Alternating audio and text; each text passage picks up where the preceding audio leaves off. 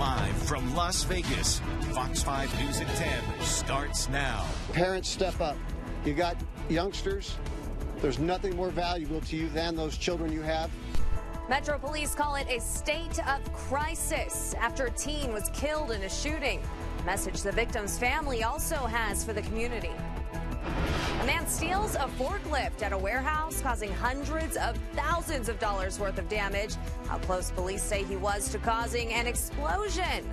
Plus, honoring the legacy of Prince, how locals and fans around the world are remembering the music icon. This is Fox 5 News at 10, local, Las Vegas. A state of crisis tonight. Metro Police begging parents to watch their kids and lock up their guns. I'm Elizabeth Watts. Thanks for joining us tonight. This call to the community comes after a teenager was shot to death. Fox 5's Abby Tedros has more on what happened at the Hollywood Rec Center.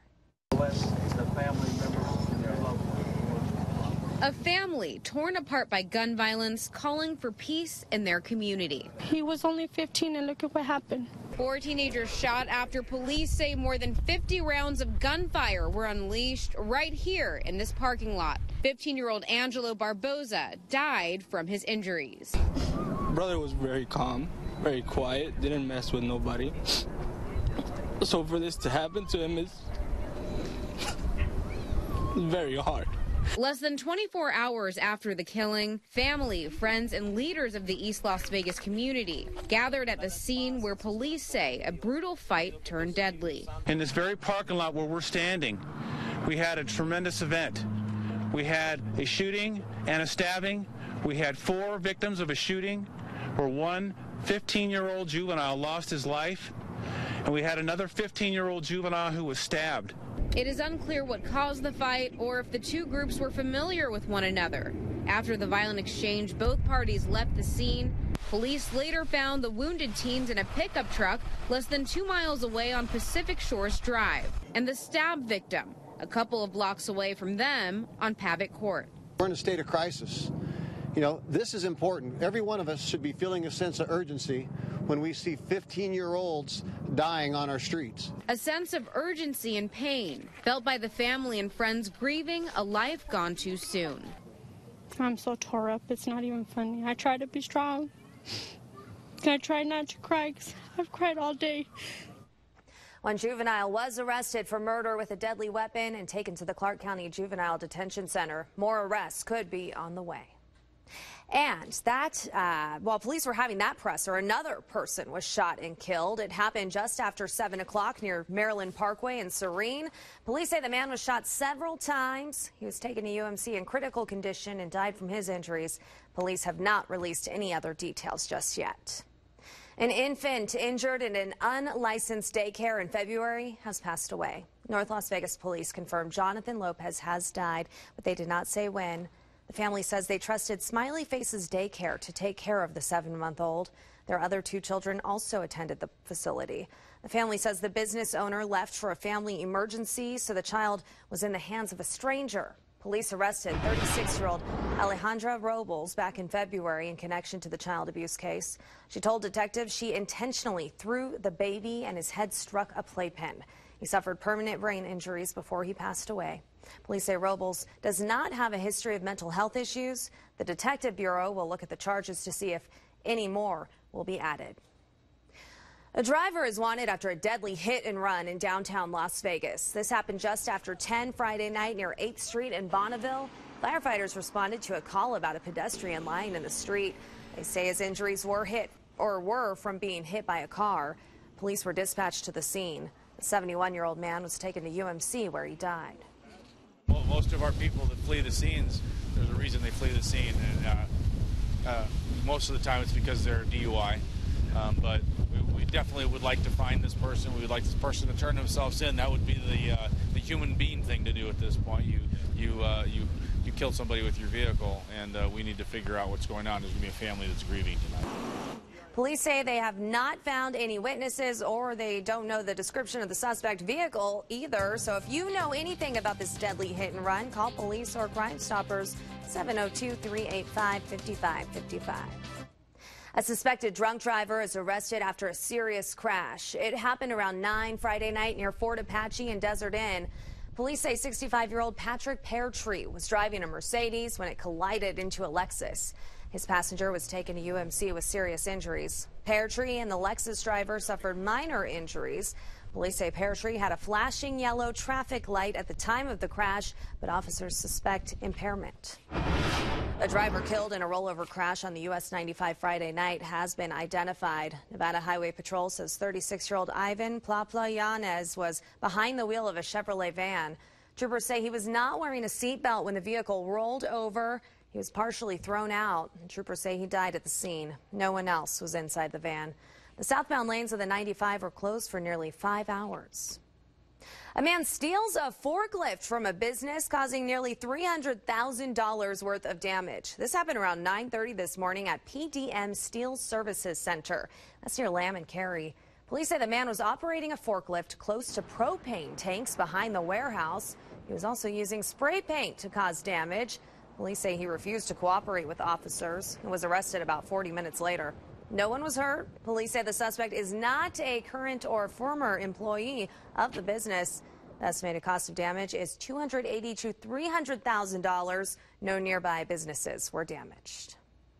Let's talk about the weather now. It was a windy start to the weekend, and Les is here with the first look for us. Just a broken record. Seems every weekend we're talking about windy weather or active weather coming into the valley, Elizabeth, and once again, we did not disappoint. We had some winds coming in last night, continued through the better part of the day. They've calmed down a little bit right now.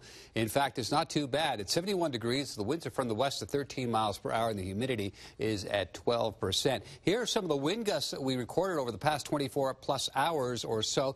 Last night at 9 o'clock, it was 43-mile-per-hour gusts at McCarran. At 1 o'clock this morning, 38-mile-per-hour gusts. At 2 o'clock this afternoon, 23 miles per hour. And at 4 o'clock, it was 22 miles per hour. It really started to die down late this afternoon, and now we don't have any of those wind gusts, and the wind's still in the double digits, but they're not bad at all. Meantime, as we take a look at the sunset this afternoon, this is a time lapse that we took from our strat cam looking out around our local mountains. You can see there's not a cloud in the sky. We had an absolutely beautiful day. We're going to have another beautiful day tomorrow, and then we've got yet another system coming toward us. So by tomorrow afternoon, you're going to see a whole lot more clouds than you're seeing here now.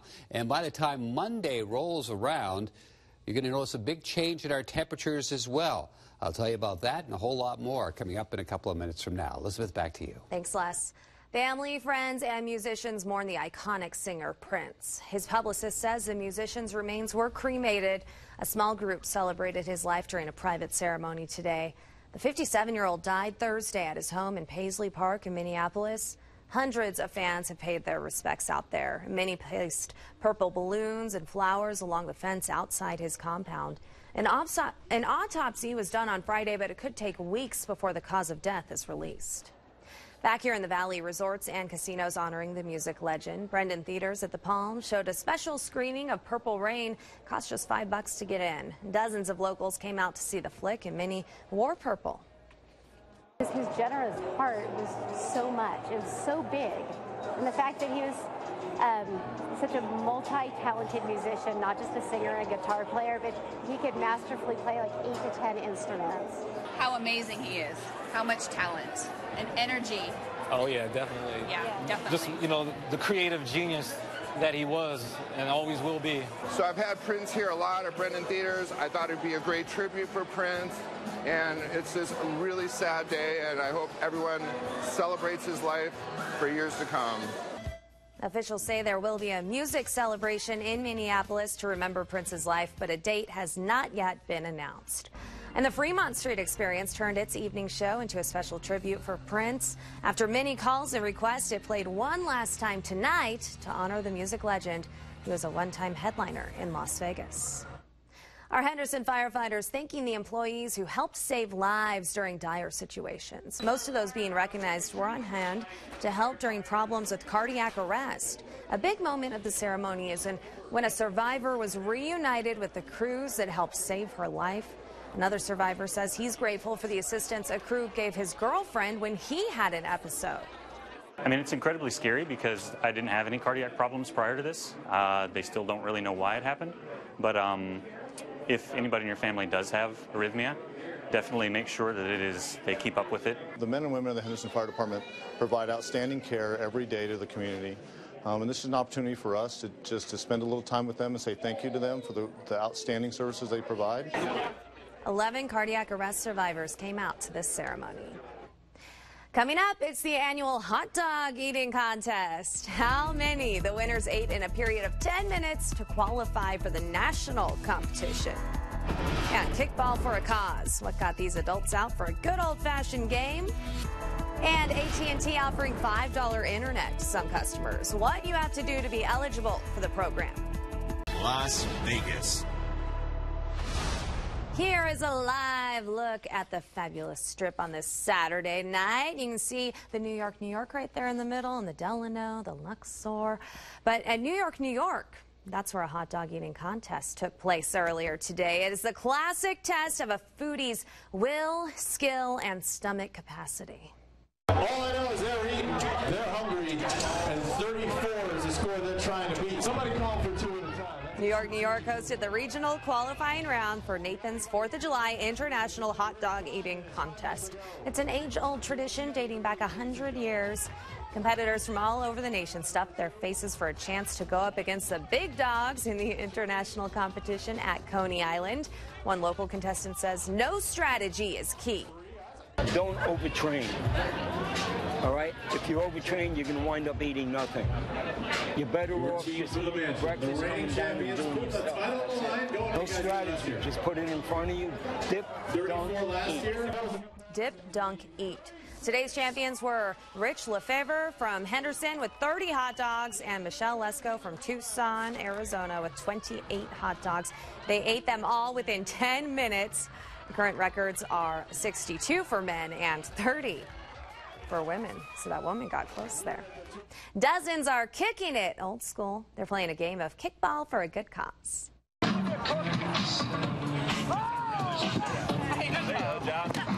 FOX5's Take 5 to Care partners hosted the first ever Kick It Las Vegas. The kickball tournament was held at UNLV. It benefits the Speedway Children's Charities and the Jeff Gordon Children Foundation, which supports the fight against childhood cancer. It is a family-friendly event. We do have referees here, and we're playing kickball just like you did in grade school. All the money that we raise, we give away in December to different children's charities throughout Southern Nevada that help children in need. Everyone over the age of 6 is invited to take part. The tournament went bracket style with prizes given out to first, second, and third place teams. The team with the most creative uniforms also left with a prize.